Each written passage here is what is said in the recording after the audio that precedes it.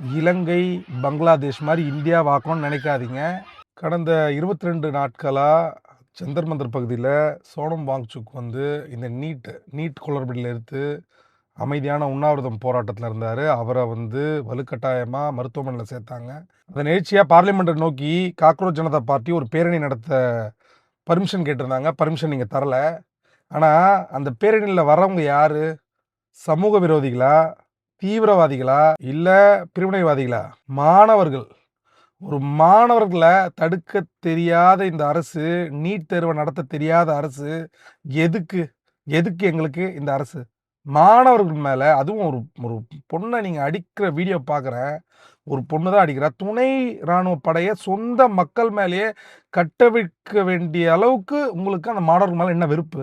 இந்த பேரணியில் யாரும் கற்களையோ இல்லை எந்த ஆயுதங்களையோ கொண்டு வரல.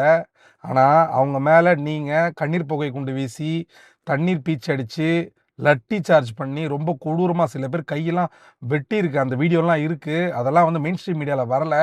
இலங்கை, பங்களாதேஷ் மாதிரி இந்தியாவாக்கணும்னு நினைக்காதீங்க. இந்தியா என்றைக்கும் இந்தியாவாக இருக்கும்.